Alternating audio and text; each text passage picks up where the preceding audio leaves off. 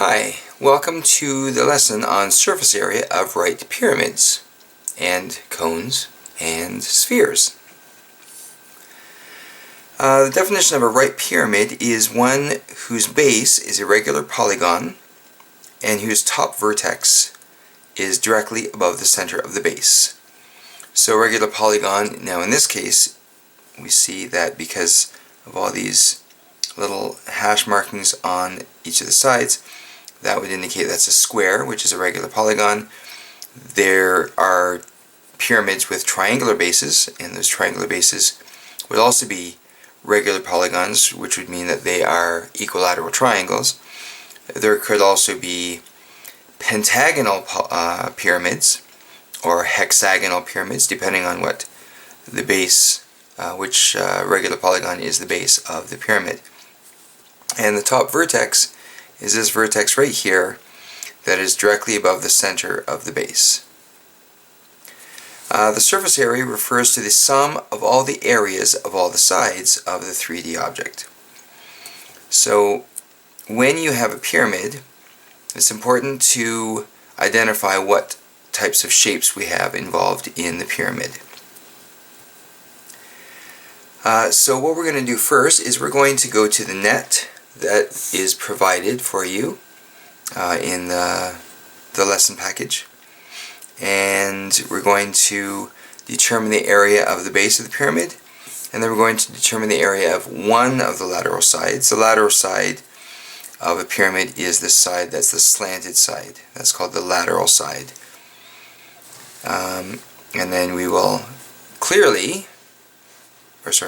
write, I have to put the emphasis on the correct word, the steps required to calculate the area. Okay, so if we go to the net, which is given here, we see that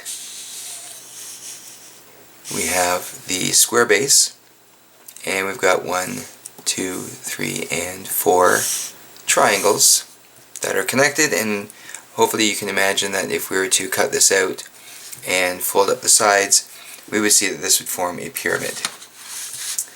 Okay, so we want to find the area of the base. Well, the base, the side length of the base is 10, and we see that each side length is equal. So the area of this, it comes from length times width, but because the length and width are the same length, we can say it's side length, or side length squared. And we know the side length is 10. Therefore, the area is 100 square centimeters. This is not drawn to scale, but this is the idea that we're looking for.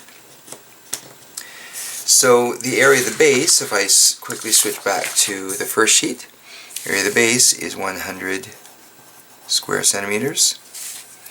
And then we want to determine the area of one of the lateral sides, so one of the triangular sides.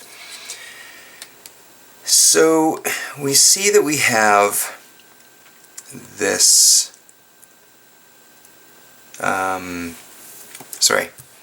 this triangle here, and I'm just trying to decide whether, no, so it's not to scale, so we can't just measure that. So we have a little bit of a problem. So I think what we need to do is we need to find the height of the pyramid, the triangle. Sorry to keep flipping back and forth here. We've got the base, which is 10 centimeters, but we don't know the height of this. And to find the area of a triangle, I hope you will recall that the area is base times height divided by 2. The base is 10 centimeters. The height, I don't know. Of course, we know we're dividing by 2. So we need to find this height. So in order to find this height, what we need to do is go back to here again. And if you take a look inside here, we can well, we'll look down at the other diagram, it'll kind of show us a little bit more clearly. We see that from the center vertex down to the middle of the center of the base, we can drop a perpendicular there, so we have a right angle right here. And because that's right in the center of the base, and we know that this side length, all the side lengths are 10 centimeters, that whole side length is 10 centimeters. And if this vertex, or this point right here, is halfway, or right in the center, then that means that this side right here has to be half of the side length. So that side of this triangle, this right triangle that's drawn inside the pyramid, that has to be 5 centimeters. So we've got this side is 12 centimeters, this side is 5 centimeters. We need to find that length, which is the hypotenuse of that interior triangle. And I'll just draw this here. And that hypotenuse on that interior triangle is actually the height of the pyramid. So if we were to open that up, we would see that that height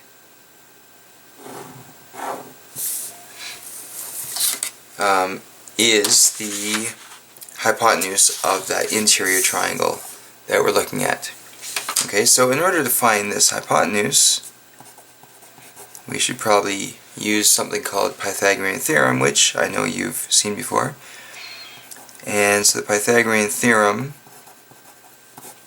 as I like to write it, is s squared plus m squared equals l squared, short side squared plus medium side squared plus or equals the long side squared.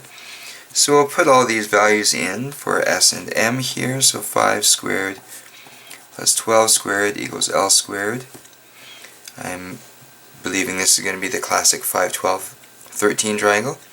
5 squared is 25 because we do the order of operations first, which means that we're going to be doing brackets, which there are none of, then exponents first, which we have now done. Before we do any adding or subtracting, now we'll add what's on the left side here, so we get 169 equals L squared.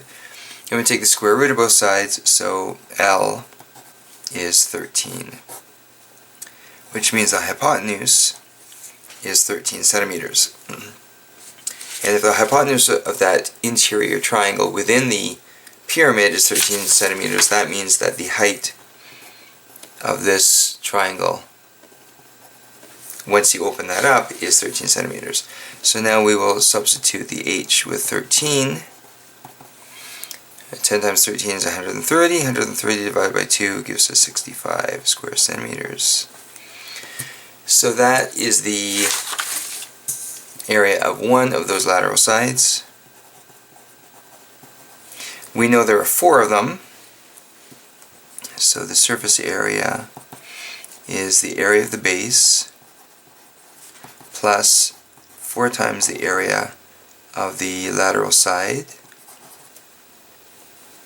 So we've got 100 plus 4 times 65.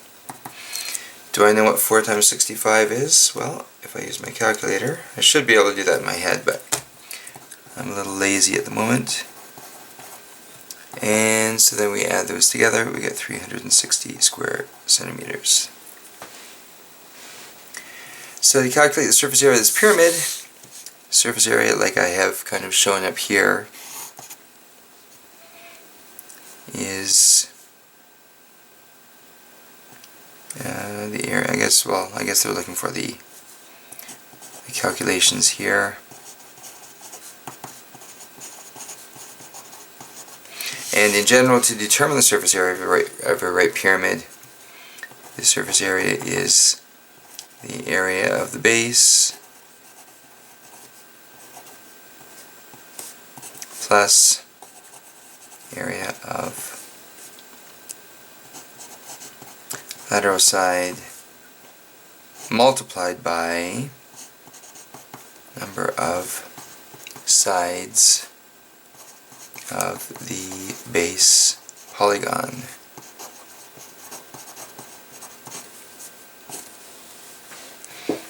Okay, so the area of the base, in this case it was kind of simple because it was a square.